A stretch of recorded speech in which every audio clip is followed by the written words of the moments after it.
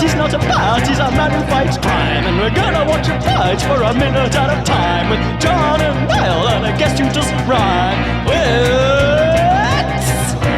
Bat Minute!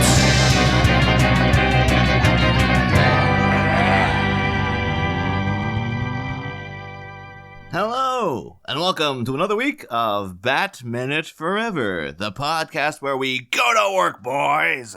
On every minute of Joel Schumacher's 1995 Batman sequel, Batman Forever, 1 minute at a time. I am one of the hosts, Niall McGowan. And here to make sure it's your lucky day, it is me, John Parker, your other host. Yay!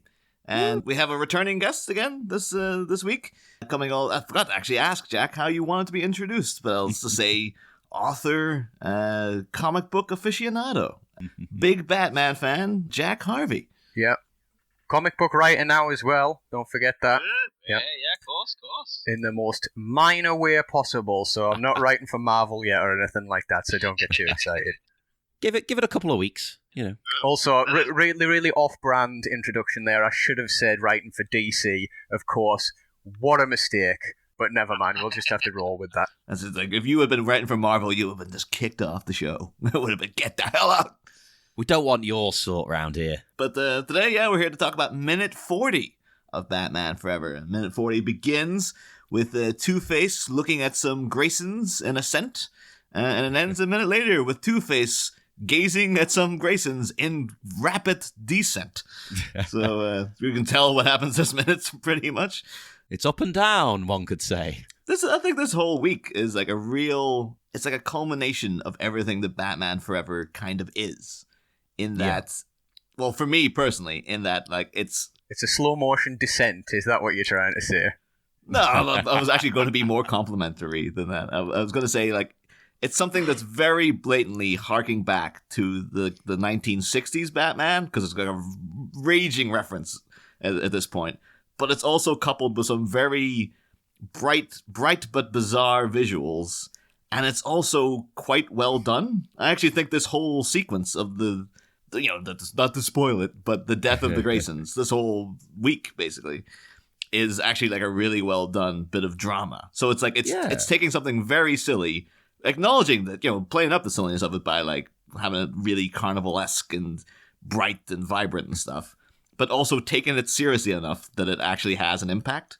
Yeah, how do they get away with that? You actually feel what's coming. Yeah. Like you feel emotional about these randoms in this stupid movie. That's the Schumacher way, baby. Oh, yeah. But, I mean, just going back to what you were saying there about certain elements that seem to hark back to older Batman stuff. Somebody might have brought this up before, but it's kind of odd how, in the grand tradition of Batman in the 60s, the Adam West and Burt Ward one, where everybody used to say that in terms of the schemes and the plans they came up with, Riddler always felt like more like he was doing Joker-type schemes. And Joker always felt like he was doing Riddler-type schemes. And Two-Face basically seems like he's doing like a Joker-type scheme in this one, really. But on top of that, Two-Face as a character in the comics, at least not consistently, has sort of never had sort of the whole, I'm going to have a variation on my costume for every available opportunity. Sort of like the Joker's always had like various flamboyant costumes, and the Riddler's always had, okay, this week he's in like a tuxedo with question marks on, or next week he's in like a wetsuit with question marks on because it's in the water or whatever. But Two-Face never really had that kind of thing. So it's kind of interesting that when they add him into this story, and Tommy Lee Jones is just, goofing it up, he sort of feels like what Two-Face might have been like if he was in the 60s ones. I mean, there was a script done, and it was going to be, I mean, everybody knows the story now, where it was going to be Clint Eastwood, but then he couldn't do it because he was in the Dollars films, and then, the rest is history. So the original version of the script didn't necessarily imply that, but I can kind of see if they'd have had Two-Face in it and brought him back over time, you'd have probably saw this gross over-exaggeration of his sort of like bad side, good side kind of thing in sort of what they do with Tommy Lee Jones. I actually did have notes on that for this minute because I know, like, oh, Jack, you're a guy who likes the 60s show. And we haven't talked about the Harlan Ellison script for Two-Face of Batman 66, so I had a couple of notes on it. No, we haven't really mentioned it. Yeah, because we did briefly mention, like, oh, Two-Face wasn't initially said, like, no, we're not having him in the show because he's too gruesome, basically. And then apparently in 68, the dwindling ratings, they were, like, trying to grasping at straws of, like, what to do, how to boost people's interest in the show. So they started, like, they were thinking about bringing in some of the more famous but like grotesque characters. So I think Scarecrow was up for consideration. Oh, you could do that in the 60s style, Scarecrow. Oh, that would have been amazing. Like, it would have been like, what, Batman's scared of butterflies or something like that. So we got a million butterflies. Silly instead. stuff. Yeah. It was like Commissioner Gordon's scared of, I don't know, baked beans or something, like a sea of baked beans coming into the... I mean, when you hear it described like that, it's almost like they almost did the gritty, down-to-earth reboot decades early. You know, they had the idea they at came the up time. with it first. It just didn't get implemented until much later. But yeah, at this point, like, I think there seem to be kind of conflicting reports, because at some point people say that, yeah, they were thinking of doing Two-Face, and they were going to change him to, he was going to be a news anchor who would get into an accident where the lights would blow up, and that would scar his face. What? But then Harlan Ellison, of course, acclaimed sci-fi author Harlan Ellison, who's like a varied history of Batman, wrote a couple of Batman stories back in the day. He wrote Detective Comics 567, The Night of Thanks, but No Thanks, which is a very silly story where Batman's out all night thinking he's finding crimes, and it turns out to be something completely innocuous. And it's that sounds brilliant. Though. Yeah, it's just kind of, it's a real, like, I should have just taken the night off, basically. It's one of those classic stories where you're just like, why did nobody think of this one earlier? That sounds like the greatest thing ever. That's genius. And of course, he's Harlan Ellison himself mentioned in The Dark Knight Returns, because I think during the nuclear launch on Cordo Maltese, like, all the news is covering it, and they're like, we have sci-fi author Harlan Ellison on the phone, and then it cuts away, and it cuts back to him talking about, like, and by that point we'll be eating our own babies and stuff. It's just like, what the hell was this conversation he was having? It doesn't take much for people to go to that level. It's very easy to knock someone down into eating their own babies. So, Professor, would you say this is the time for people to crack each other's heads open and feast on the goo inside? Yeah. Yes, I would, Kent. But yeah, Harlan Ellison then wrote a treatment. But his treatment you can get very easily. And the way he's got it set up, I was like, no, it's still Harvey Dent DA. It's very comics accurate, actually. But the little highlights of it is that he really sticks to the whole, sometimes Two-Face will do good crimes if the coin lands on the good side, and it'll be evil if it lands on the bad side. So the opening heist is him stealing a bunch of like priceless porcelain vases. And he describes a scene that I would have like really loved to see them pull off, where like a wealthy dowager is talking to like an old aged porter, and then the porter's face starts to melt, and it turns out it's actually Two-Face in disguise and stuff.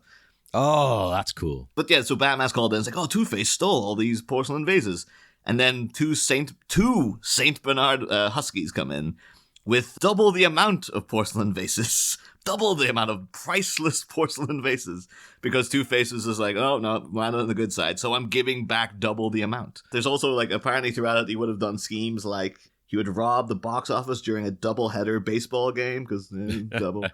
He'd rob a double-feature movie, and then he would kidnap an actor who was a double for Abraham Lincoln.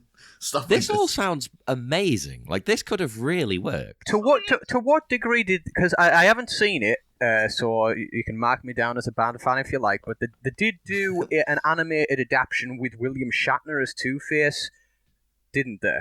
Because you remember a couple of years ago they did them animated Batman 66 ones with Adam West and Burt Ward, and they did a Two-Face one with Shatner as Two-Face, but I don't know whether or not it was that script. Oh no, it's I've watched it. It's very, very good. Shatner's like a shockingly good Two-Face in it as well. Like he's really, when he puts the effort in, he is good. Yeah, and he's really they're doing the flip personalities. Like he goes from Harvey Dent to Two-Face, and Shatner's developed two completely different voices and stuff to pull it off. And there's actually a lot of like they go into the pathos of like Harvey or Bruce trying to save Harvey Dent and stuff. Like there's a lot of depth to it, but it's also hilarious because it's just like, you know, it's just the '60s show. So is it based on that script? Or is it a complete... No, it's different. This is... All right. No, that script had Harvey Dent was changed by Hugo Strange had developed a machine along with Dr. Harleen Quinzel to suck the evil out of Gotham's villains. And then as he's in the middle of this experiment, there's like all the evil's this big green gas in a big bowl behind them. And the machine breaks, and then the gas goes into Harvey Dent, and it changes half his body into a big green thing, and that's Two-Face and stuff. But I really need to see these animated ones. I just kind of passed them over at the time, and I don't know why. So need to get onto that. Oh, they're really, really excellent. But this was actually developed into a comic adaptation by Len Wein. I always find these things fascinating when people make comics out of unproduced scripts. Even if it doesn't actually turn out to be any good. Like I read the one for Alien 3. I didn't actually like the story at all, but it was a fascinating piece of like history. I know this isn't the Alien Minute, but I read the Alien 3 one as well, and I'm like, it could have been good with just like a bit of editing work and a bit of emphasis on the more interesting ideas. I mean, I don't know. Did you ever read the one that was the adaptation of George Lucas's first draft for Star Wars? Oh, I bought it for Niall. I haven't read it though. It's awful. It's absolutely awful. But it is interesting to see what ideas stuck around and what didn't. Yeah. The thing is though, with like all the kind of abandoned concepts for Star Wars, it's like. That film was so on the verge of being terrible. Like, it was really walking at razor's edge if it wasn't for, like, Lucas's wife coming in and telling him, like, you need to edit out all this. This is all crazy. But Cynthia, the Batman 66, The Lost Episode, which is the... Oh, that's cool. Yeah, that's a really, like, because it got, like, Two-Face sat on a sofa. One side is white, the other side's got this kind of psychedelic, multicolored paint splatter on the other side. And it just looks really. I'm assuming that's what they were assuming the design of Two-Face would have been. I love his socks. Beautiful socks. It does make you wonder. Like I kind of want to peek into the parallel universe where Clint Eastwood turned down the Dollars trilogy and was like, "Oh, I'd love to, but I have to play this Two-Face role." And then he's kind of like his career never happened because on the one hand, Sergio Leone might have ended up with like an actor that just couldn't have pulled off the Dollars trilogy, and they might not have become the successes they were. So we could have been robbed of all this stuff. But on the other hand, we wouldn't have had to put up with Clint Eastwood's slightly crazier later career. So make of that what you will. That's the thing, though. Because that is the word out in the street. It's like, oh yeah, the Clint Eastwood was approached for the part. A lot of people saying it's because like, oh well, Eli Wallach was Mr. Freeze. He's in The Good, the Bad, and the Ugly, so they would have approached Clint Eastwood. And like, I don't know how true that is because Eli Wallach is, to be fair, like a character actor, so he'll do whatever you want him to do. He'll do TV, he'll do movies, he'll do bit parts. But at this point, like this would have been 1968, and apparently the show was canceled then because that's why it was never made. And at that point, that's the year The Good, the Bad, and the Ugly is coming out. So at that point, Clint Eastwood is like a movie star. Like, he's a big, big deal. I don't know if they would have... Like, they might have approached him, and he would have been, no, I'm not doing that. Because it'd just be... Like, I know like they had in like Vincent Price, but at that point in the 60s, Vincent Price's career is sort of, on the decline, basically. So he's very much on the To be wane fair, then, I get the feeling Vincent Price would have done anything anywhere, regardless of what point in his career it was. Well, I might have brought this up on the show, actually, but I was watching a compilation of old, was it Christmas? No, it's Halloween commercials on YouTube. And it had Vincent Price in the 80s advertising one of those VHS tapes that cleans the tape heads. And I was just like, how have you got him to do this? And then it dawned on me, he just can't say no. It's like, it won't clean your soul, but it will clean your video heads. Maybe it was just, maybe he just thought it was a really good idea. Maybe it was like, this is astounding technological marvel. I must tell the world about this in whatever way I can. Yeah, no more tape problems for me and all of you if you buy this. But no, it just struck me though as kind of a thing like wishful thinking. Like they would probably be aiming for Clint Eastwood, but they would have got like I don't know, like Ricky Nelson, maybe. Not even Ricky Nelson. Like, would have got someone just like, I don't know, Walter Brennan coming in to play Two-Face or something. It's like someone who's like, oh, he's a known actor, but he's not like that. He's not Clint Eastwood big. Then you never know, though. Maybe Clint was a big fan. Maybe. Although I don't know how he would have worked as Two-Face, because I can imagine the Two-Face side having that Clint Eastwood kind of thing. But I don't know if he has the range to pull off the Harvey Dent side. I think he would have been as one note with it as Tommy Lee Jones is. in a different way. He wouldn't be as wacky, I imagine. Although it would have been great if he did go really wacky with it, and then we had a completely different visage of Clint Eastwood as like, oh yeah, he was like the Jim Carrey of the 1960s. What they could have done is they could have sat him down and they could have said, Clint, right, okay, listen, in a few decades' time, you're going to have this really bizarre moment where you're on stage having a fake conversation with President Obama, but you're just talking to this chair. So what we need you to do is we just need you to channel that insane energy into the character. Yeah, it's there. It's within him. It's lurking. He just needs to know how to unlock it.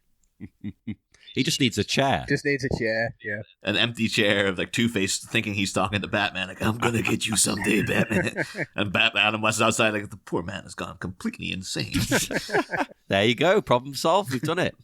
Although I do like apparently the ending line of that script as well would have been like, I think the way Batman foils him is that he slips him. I think Two-Face's end scheme is that he's going to kill Batman, but he's got like a double-edged sword dangling above him. And the idea was that like, oh, the good head sword of Damocles I'll kill you quickly, but if not, you'll be keyhauled basically to death. And of course, Batman has somehow slipped a coin into Two-Face's pocket that is actually like weighed, so it always lands on its side. How did he just so happen to have that?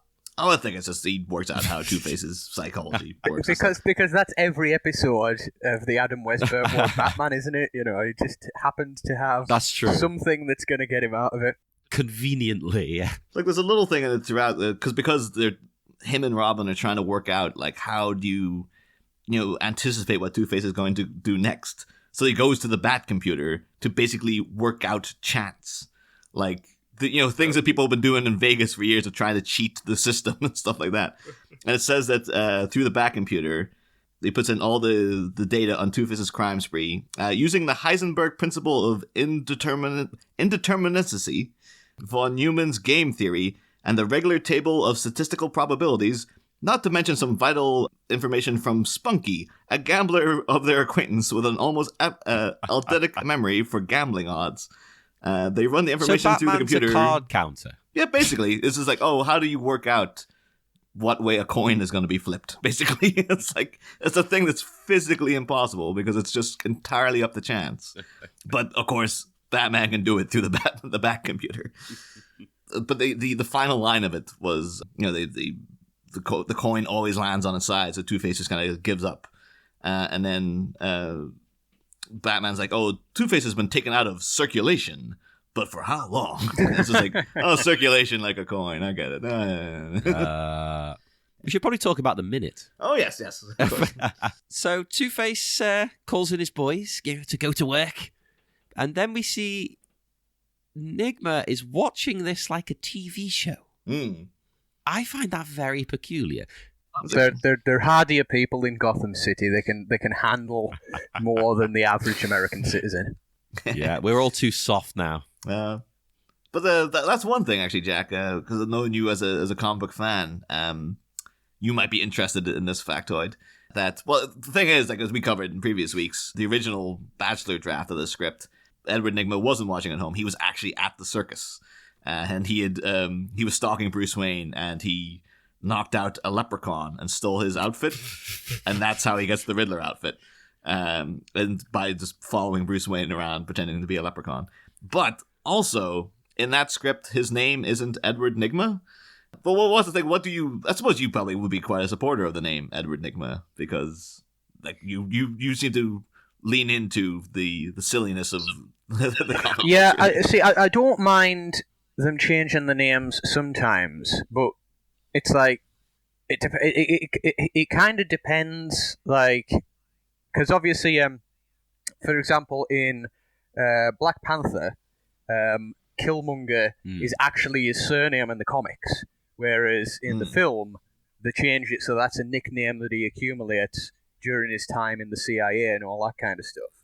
That's better. But that fits exactly with the type of script, that they were writing and the themes and the tones, whereas it's like, on the other hand, if you're going for something a bit more over the top, or you're going for something a bit more grandiose, then it works to sort of lean in to sort of the sillinesses. Like I never want to see Doctor Doom in a film where his name literally just isn't Victor Von Doom, because it's just like you're just entirely missing the point of the character if you feel the need to change it.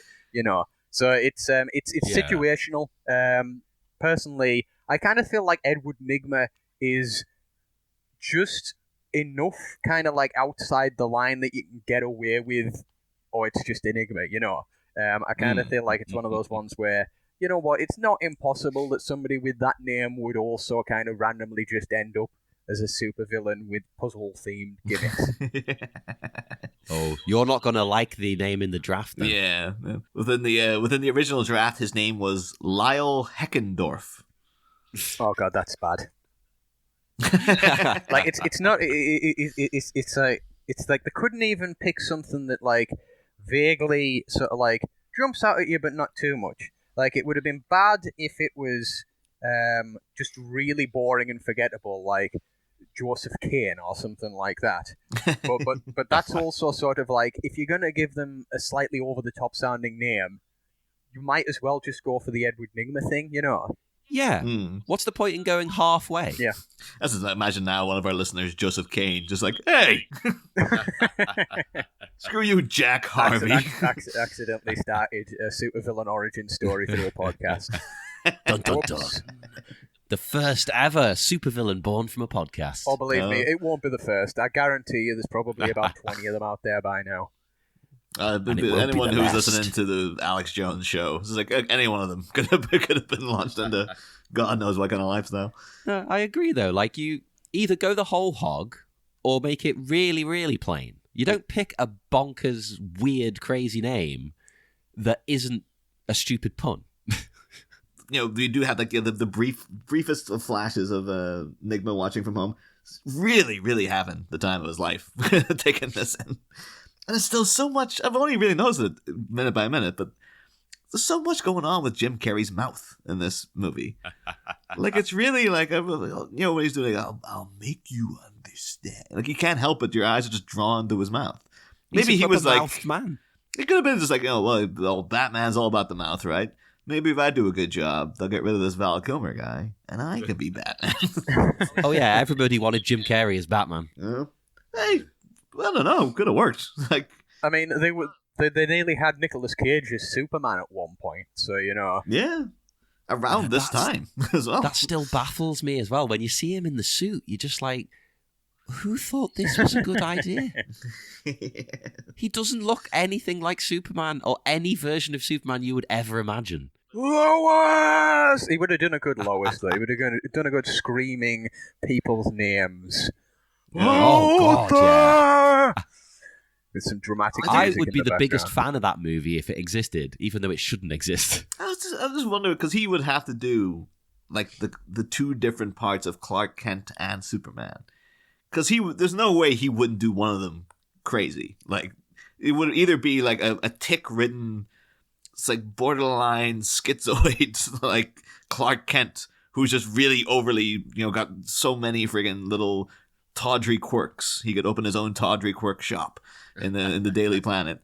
Or he'd do Superman that way. Like, there's no way. He'd obviously play one of them stoic, and the other one would be like, which side of Face Off is going to be, that.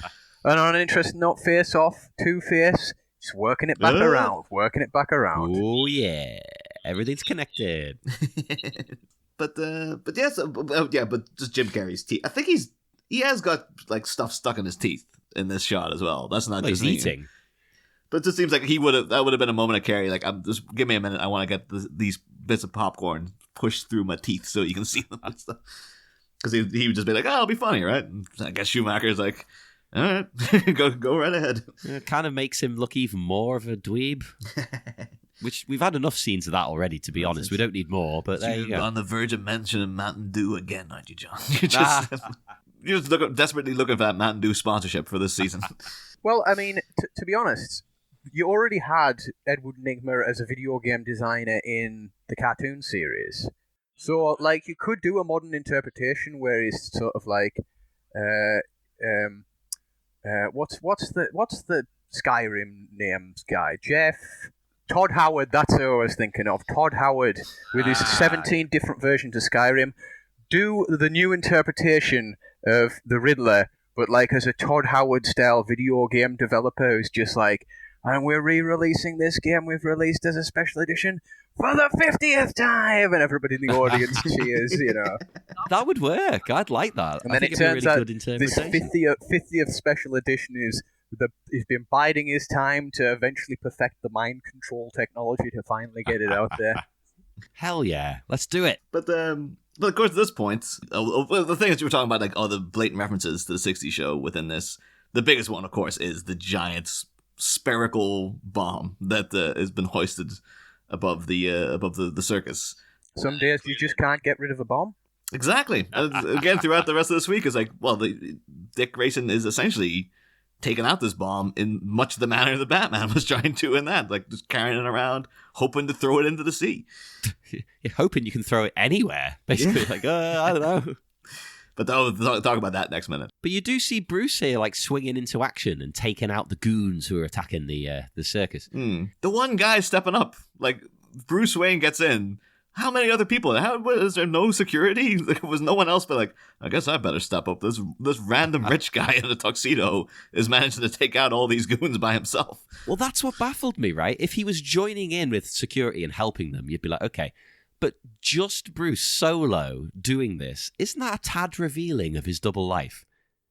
Like, because people must already be suspicious about, who is this Batman guy? He's got loads of money. But maybe it's like hiding in plain sight. It's like, if Bruce Wayne was Batman, he wouldn't be jumping around in the middle of circuses, fist-fighting mobsters, now would he? You know, that'd be given the game away, so it could possibly be Bruce Wayne. I think we covered, though, like, I guess it is in keeping with the version of Bruce Wayne we've been following throughout the movies, because he is terrible at keeping the fact that he's bad. Yeah. He was the guy who went up to the Joker when he was in Vicky Vale's apartment and was just like, I know who you are. And the Joker was like, what? Like, who the hell are you? And then yeah, Joker wasn't onto him. And then it was just like, oh, you know, from the Batman Returns going to Max Schreck and like, well, Oswald's the head of the Red Triangle Gang. I can't prove it yet. So it's like, why are you telling him you're investigating him, Bruce? You should be like, oh, I'm goofy billionaire Bruce Wayne. I don't know what the hell's happening. But like, yeah, playing it like all meek kind of thing. But he's very much upfront with like, if people can't piece it together, like maybe he's just so cynical. It's like everyone's an idiot. They'll never piece together that I'm Batman. And this is the height of his hubris. He just wades into battle dressed as Bruce Wayne. Oh, the thing is, in the aftermath, no one seems to acknowledge it. You never get Commissioner Gordon going, oh, by the way, thanks for knocking out all those goons, Bruce. Like, yeah, like, whoa, Bruce, I didn't know you had it in you. I know the chief of police, or the commissioner of police, was sitting right next to you, and I didn't do anything. But that's a good point. He doesn't spring into action at all. Oh, I would have loved though if he did. Like, it was Commissioner Gordon up swinging into these goons. Action Gordon. And just like, you just hear echoing throughout the circus, just hold it right there. Just coming, zooming down on the rope and stuff. If anything, this is the moment for Gordon to finally redeem himself for multiple movies of nonsense. I'm looking forward to minute 3. I've got some Pat Hingle notes I'm looking forward to getting into. Some stuff I'm desperate to tell you, John, because I think you'll be very excited to hear it. When you think about it, the Batman franchise is just one long, slow crawl from like an ineffectual Commissioner Gordon to sort of like a man of action Commissioner Gordon. You know, you go back to like 66 and you've got the 87 and all that kind of stuff. And it's kind of a bit bumbling and is incompetent and is relying on Batman to do anything. And then slowly you get to sort of like the Dark Knight series, and then eventually you get to Gotham where, you know, it's all about Gordon running around and punching people and stuff like that, you know. Hell yeah. So, you know, moving at the speed of glasses. You got all the super heavy stuff in the comics, and it's like, oh, Gordon is Batman now. Yeah. It's like, oh, you got too far in the other direction. Is there anybody who hasn't been Batman at this point? Because, like, Dick Grayson's been Batman. Alfred's been Batman. Yeah, I was going to bring Alfred. Yeah. The guy that was Azrael. What was he? Was he like a St. John's ambulance guy or something like that? Anyway, he's been Batman. Jean-Paul Valley. Yeah. His son's been Batman. Yeah. Yeah. It's going to be, I don't know, Chief O'Hara. They have to bring Chief O'Hara back so he can be Batman. And I'm pretty sure Joker has been Batman on several occasions throughout the Golden and Silver Age. Yep. Superman is definitely... No, I do remember... I can't remember if it was an episode of the Justice League or one of the comics where they swap places and Superman dresses up in the Batman costume and Batman dresses up in the Batman costume. So Superman's been Batman as well. So really... when are we going to give Wonder Woman the chance to be Batman? That's the question you should really be asking. Coming soon. Yep. Get moving on it. What's the name of the... Patty Jenkins. There you go, Patty. There's your task for Wonder Woman 3. Yep. I will say, though, in Bruce swinging in to take care of business, this shot of Two-Face, he looks genuinely terrified that Bruce Wayne is doing something. It's weird. Some random guy in a tuxedo's coming to attack you. It was just odd that he seems scared. Like, he'd just be like, you think he'd be like, oh, I got a friggin' machine gun here. What am I worried about? But he seems to be like, oh my God, oh no, it's Bruce Wayne. He hasn't got time to toss the coin to decide what to do there. That's it. That's the real worry. He does eventually toss the coin. And it does something that we've brought up a few times that I love. It finally, again, delves into the split personality thing. Because he tosses, it's very silly, he tosses the coin, seems to get the answer that he wants and goes, our lucky day. Yeah. And he doesn't mean it like the gang. He means the two of him. As keeping a running tally, I don't know if you would have noticed it, Jack, but upon the original VHS release of this movie, there was a lot of it trimmed down. So this shot of him, where you actually do get a real close-up of like how gruesome his face is, and doing like, yeah, our lucky day. That's still like relatively new to me, because it's like, oh, I didn't grow up with that image. Like it was always just him going, yeah, and then cutting straight away. And to be fair, I actually kind of think the edit worked. I don't really know if you need the our lucky day in there. So I just enjoy the fact he gets it and it just laughs, and then.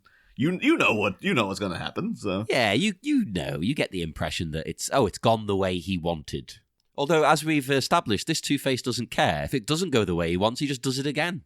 I will say though, in the novelization, Two-Face is a little more pontification in his mannerisms. Not quite as bad as the original Dan Waters Penguin. You remember last season just wouldn't shut up, that guy. Like it was just nonstop. In the novelization, it says, before he flips the coin, Two-Face says, day in, day out, time passes, fate has her fancies. God stands absent, daydreaming, and the universe asks the same old question, life or death? And then flips the coin, lands scarred, and goes, our kind of day. But I think I could imagine at this point, the guy writing the novelization is still thinking like, well, it's Two-Face. He goes back and forth. So all that little musing would have been more of a Harvey Dent kind of thing. And I also, I can understand them not having that in, because just in the middle of all this ruckus, the guy's standing there like, well, let's just talk about the state of the universe, shall we? And what is the flip of a coin? And all this kind of stuff. Like, get on with it, But the rest of the minutes is kind of like, oh, it's just, a bunch of action, like the bombs getting hoisted up into the rafters. Get Dick's mum shouting out the very useful instructions of reach for it, stop it. It's like, stop it. I was like, oh, really? How? I thought we were just going to leave it. Yeah. It's like, Dick's just like, oh, I'm trying. Jesus Christ, what do you want from me? I'll cut her some slack. She's under pressure. Of course, Bruce taking out more goons. And then we get the big moment of Two-Face looking up, noticing his bomb is getting stolen. Like, almost pulling a... He's learned from the Joker's mistakes of like, he stole my balloons. Like he's like, oh, you ain't steal my bomb, buddy. Some days you just can't keep hold of a bomb. That's the other side. That's what the coins are. Like you flip a coin, and either you can't get rid of a bomb, or the other side of the bomb, you can't keep hold of a bomb. Oh, yeah, that's the eternal struggle in life. But of course, then so Two-Face opens fire up at the Graysons, and snaps the wires they're attached to, Oh, these people, what's going to happen to them? They can't die. We've only just met them. I like the shot of the wire snapping, because you get these kind of weird smoke rings around it. That's like, would machine gun fire do that? Like it's like little circular plumes of smoke that I guess are from the bullets or something, but I don't know. I kind of assume smoke out of a gun ends as soon as you friggin', unless it's like dust in the air and it's just the bullets cutting through that. Yeah, it could be like the materials and the dust and things like that. I kind of want to point out as well that it is a Tommy gun that Tommy Lee Jones rather fittingly has, right? It kind of feels like that's sort of like the last vestiges of sort of like the 1930s, 1940s kind of influence of like Batman and Batman Returns.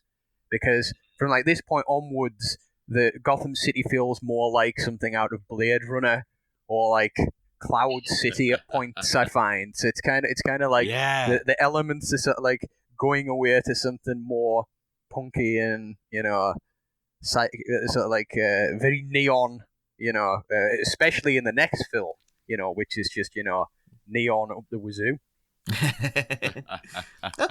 We should have really been keeping track, because one of the big things of those other two movies was the sheer amount of fedoras.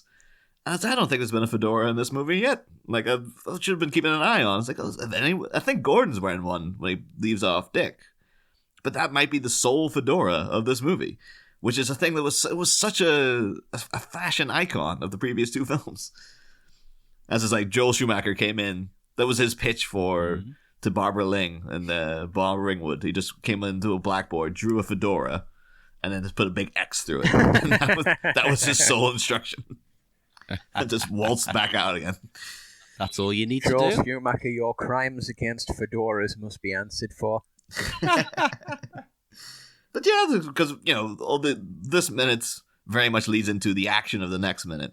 And there's a lot of stuff to talk about in terms of, like, leading up to the death of the Graysons. One of the biggest friggin' moments. Well, not in comics, but, like, just for Robin as a character, really. A lot of things, and then we get into stuff throughout where, like, this isn't...